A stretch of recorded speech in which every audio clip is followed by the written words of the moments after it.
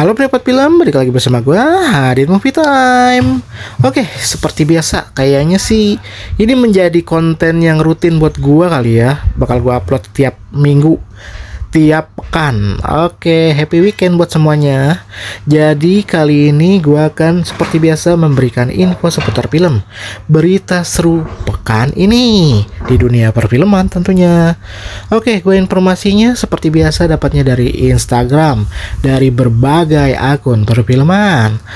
Langsung saja berita yang pertama. Datang dari animasi Indonesia yang luar biasa sekali pendapatannya, yaitu 5 juta penonton. Jumbo menjadi film Indonesia terlaris sepanjang masa untuk posisi 9. Wow, di bawah Dilan. Kemungkinan akan terus bertambah dan mudah-mudahan bisa mencapai 6 juta dan seterusnya ya. Masuk 5 besar bisa sih kayaknya. Gak tahu deh, kita tunggu saja perolehan dari Jumbo. Luar biasa, gue apresiasi banget Jumbo ini ya, luar biasa. Dari sejak penayangan awal gue buat review filmnya, reactionnya, semua hal tentang Jumbo kayaknya menarik untuk dibahas gitu loh. Ntar kayaknya gue akan buat kupas film kali ya, udah lama juga nggak bikin kupas film, fakta unik untuk film Jumbo. Udah luar biasa banget nih Jumbo untuk tahun ini, dan menjadi film terlaris tahun ini juga ya, 2025, mengalahkan Pabrik Gula. Luar biasa. Untuk posisi sepanjang masanya ya ini yang kita lihat nih, di atas Sewudino dan di bawah Dilan, dan bakal terus sih kayaknya, bakal terus naik. Mudah-mudahan finish di bawahnya agak lain, mantep kali ya, tapi nggak tahu juga deh akan finish di posisi berapa. Yang jelas selamat buat Jumbo sebagai film terlaris animasi Indonesia sepanjang masa. Oke, masih dari Jumbo yang tadi kita bahas, tembus 5 juta penonton. Animasi Jumbo ternyata pecahkan beberapa rekor nih. Salah satunya mengalahkan Mekato dan Frozen 2. Mekato itu sebagai film animasi terlaris di ASEAN ya. Malaysia itu paling hebat sih kalau masalah animasi, dan paling laris lah ya animasi Malaysia itu di Indonesia maupun di luar. Dan kita berhasil menjadi film terlaris animasi ASEAN loh. Itu salah satu prestasi yang luar biasa. Dan kita juga berhasil mengalahkan pendapatan Frozen 2 yang tayang di Indonesia ya. Jadi pendapatan Frozen 2 di Indonesia sebagai film animasi terlaris saat itu di Indonesia ya, dan berhasil dipatahkan oleh Jumbo. Wah, luar biasa ya, dengan 5 juta penonton, tayangnya selama 20 hari. Wah, pendapatan yang sangat-sangat luar biasa. Nih posisinya nih, Jumbo, Frozen ternyata hanya 4 juta ya, tapi itu luar biasa sekali sih. Nah, ini dia posisi-posisinya untuk film animasi yang tayang di Indonesia ya, dengan pendapatan jumlah penonton.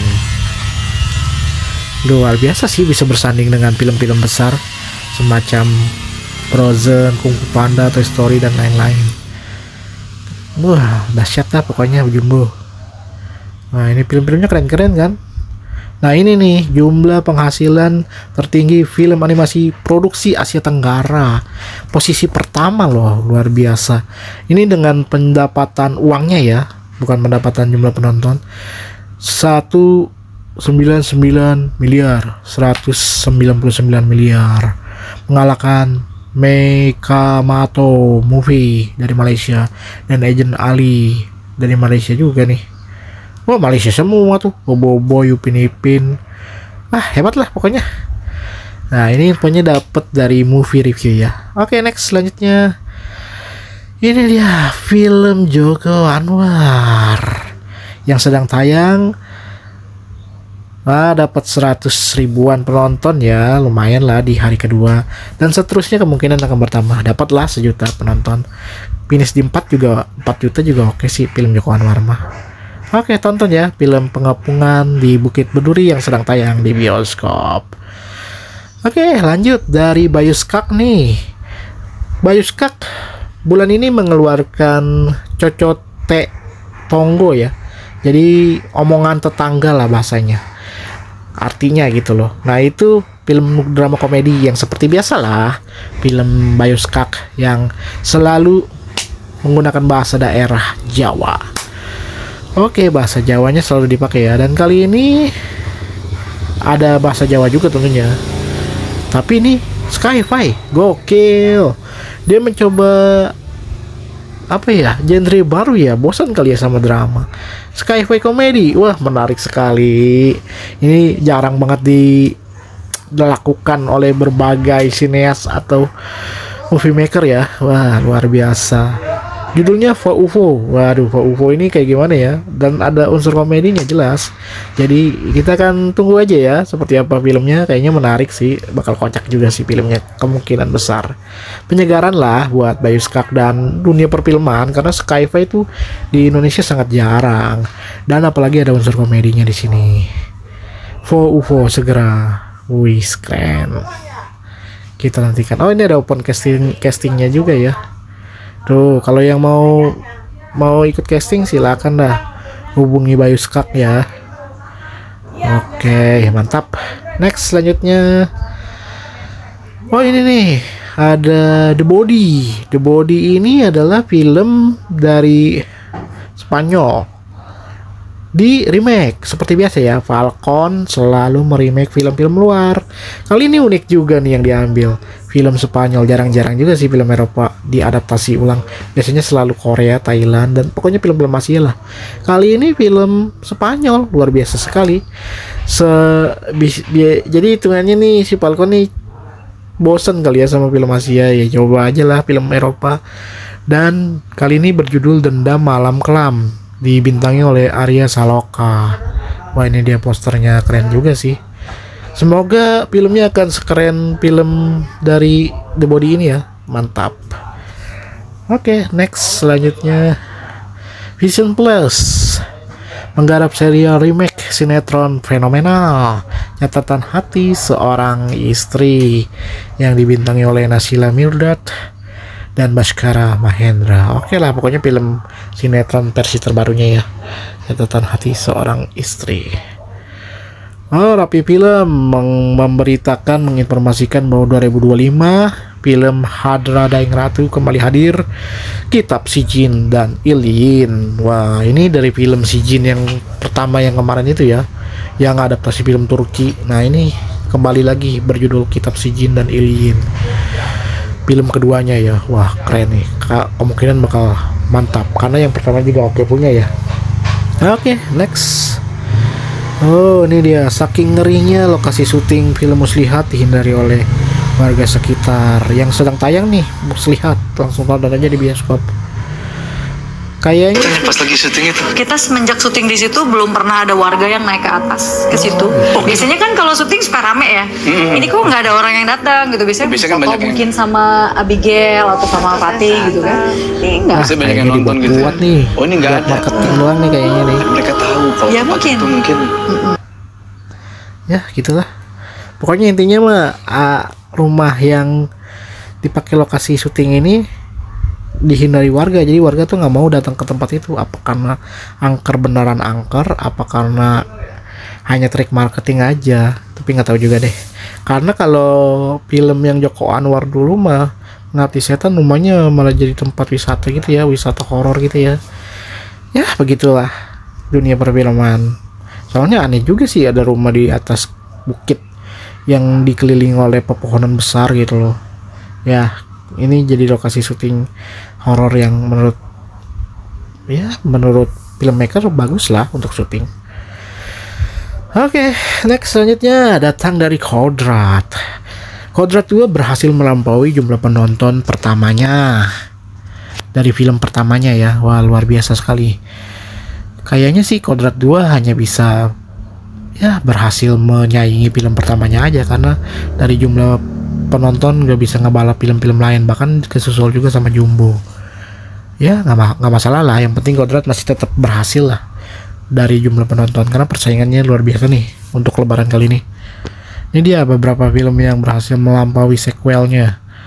Nah, Love for Sale juga dapat ya, tapi kecil banget ya. Tapi ini film oke loh yang Love for Sale pertama, tapi sayangnya jumlah penontonnya sedikit. Keramat nih, Keramat juga berhasil, tapi yang keduanya nggak oke sih. Yang pertamanya oke ya, tapi jumlah penontonnya masih hitungannya kategorinya sedikit juga sih, belum sampai 1 juta. Nah ini juga The Power of Love, Haya, ini udah sampai ketiga kayaknya deh. Nah ini juga udah melampaui film ke pertamanya dan masih dikit juga jumlah penontonnya. Nah, apalagi nih, datanya hilang. Nah ini dia, Makmum 2 juga. Wah ini melesat jauh sih jumlah penontonnya. Jelasnya Kopi juga berhasil, tapi jumlah penontonnya masih sedikit. Pamali nih besar banget, ini potensial banget nih film Pamali. Ntar ada film ketiganya juga Pamali, judulnya apa ya, Tuyul kayaknya ya. Tumbal, tapi ini tentang tuyul. Kalau yang pertama kan tentang kuntilanak, kedua pocong, ketiga tuyul. Next, Dirnatan juga berhasil melampaui jumlah penontonnya. Surga yang tadi rindukan 2 juga, ini film dari Pedi Nuril nih, luar biasa nih jumlah penontonnya, dahsyat. Petualangan Sherina juga berhasil, nostalgianya mantep sih untuk Petualangan Sherina. Pengabdi Setan jelas, Joko Anwar yang terbaik, pada best. Paling nunggu nanti Pengabdi Setan 3 mantap kali ya. Kita tunggu saja lah, sabar. Ada Apa Dengan Cinta 2 juga berhasil. The Doll juga. The Doll emang yang ketiga paling aneh sih, paling maksa. Ya gitulah, mereka sudah berusaha. Coder 2 tentu saja yang sedang tayang di bioskop. Oke, next selanjutnya kita intip nih behind the scene film Jembatan Shiratal Mustaqim dari Siksa Neraka Universe. Wah luar biasa banget, dahsyat nih Siksa Neraka Universe. Kita lihat, wah anjay, kayak Final Destination jadinya ya. Dia di dalam reruntuhan bangunan gitu ya. Oke, jadi kayak semacam bencana alam ya jadinya ya, kayak film disaster jadinya ya. Kalau dulu kan ada film banjir gitu ya, banjir apa ya judulnya, lupa gua. Pokoknya film yang dibintangi oleh Vina Gebastian gitu, kayak tim SAR gitu. Tapi ini kan Jembatan Shiratal Mustaqim, berarti kan akan ada visual yang ya tentu saja dengan bayangan mereka ya, dengan bayangan atau imajinasinya si pembuat film ini, filmmaker yang buat Jembatan Shiratal Mustaqim. Kalau Siksa Neraka sih untuk secara penggambarannya oke lah, walaupun masih ya begitu dah, tapi untuk ya bisa dibilang bikin orang tobat. Apakah ini berhasil lagi bikin orang tobat? Ya kita nantikan saja. Tentu saja CGI dan visual efeknya yang akan sangat dinantikan ya, karena tahu sendiri Jembatan Shiratal Mustaqim tuh serem banget. Oke, satu helai dibelah 7 ya. Satu helai rambut dibelah 7. Waduh, serem. Bagaimana kita melewatinya? Sementara satu helai rambut aja susah, ini dibelah 7. Tipis banget. Hanya amal perbuatannya bisa buat kita melewati Jembatan Shiratal Mustaqim sebelum surga dan neraka. Wah. Ayo kita beramal perbuatan yang baik dan hindari maksiat. Tobat. Next, selanjutnya Pengepungan di Bukit Berduri ya, ini tadi udah ya. Ini yang pendapatan film pertamanya, yang tadi yang kedua. Lumayan sih, pesat lah pertumbuhannya. Nah, ini nih Fantastic Four sudah mengeluarkan trailer terbaru. Dan kali ini Silver Super ya yang menjadi apa ya? Karakter ikonik yang muncul kembali setelah film yang udah lumayan lama ya, Fantastic Four 2007 atau 2000 berapa gitu ya. Yang pertama itu ya bagus banget itu film, dan ada Silver Supernya juga tapi versi cowok. Dan kali ini berjudul Fantastic Four First Step, sudah tayang juga trailernya, keren banget.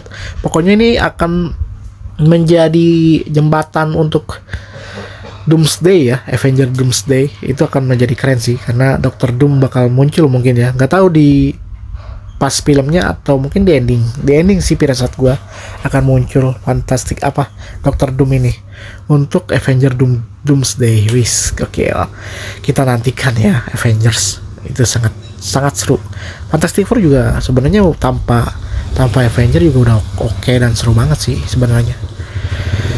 Dan ini dia penampakan yang untuk ceweknya ya. Visualnya sih keren ya dan bagus gitu loh untuk versi ceweknya ini.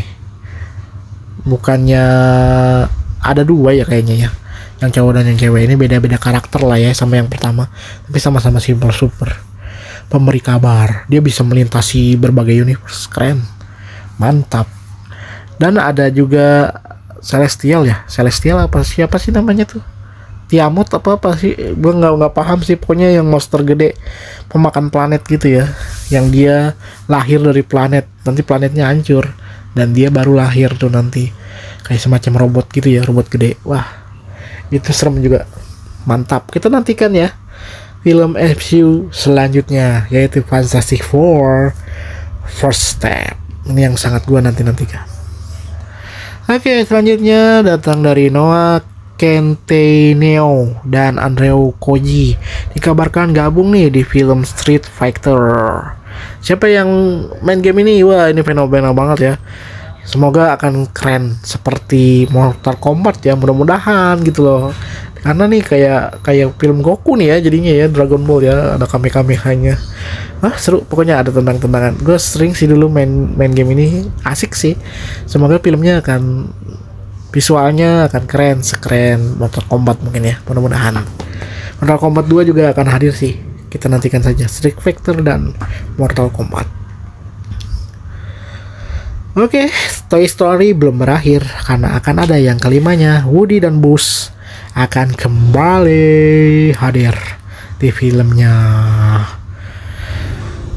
Buzz Lightyear dan juga tentu saja Woody ini karakter utama sih menurut gua di film-film Toy Story. Ya tanpa dia kayaknya nggak menarik gitu Toy Story. Oke, terakhir Luna Maya ya.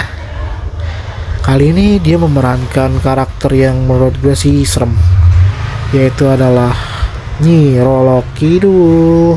Memang sosok yang agak bisa dibilang setengah-setengah ya. Ini something fresh, something yang worth to consider untuk diambil karena memang karakternya sesuatu yang belum pernah dimainin. Dahsyat sih, ini dahsyat banget nih untuk Gundik ya, karena Nyi Roro Kidul salah satu paling fenomenal gitu ya kalau menurut gue. Wah, tontonlah film Gundik pekan depan sih di bioskop. Nanti kita akan reaction trailernya dari Gundik, Pengepungan di Bukit Berduri, dan Fantastic Four dan lain-lain. Kita akan bertahap ya bikin reactionnya dan berita seru tentu saja tiap pekan untuk penyegaran timeline lah. Penyegaran timeline. Jadi kalian dapat informasi-informasi terbaru dari updatean film-film seru dan tentu saja yang sangat kita nantikan. Ya, salah satunya pasti kalian tandain lah. Ada Final Destination juga yang bulan depan, kayaknya seru banget tuh. Bloodline bisa kalian tonton.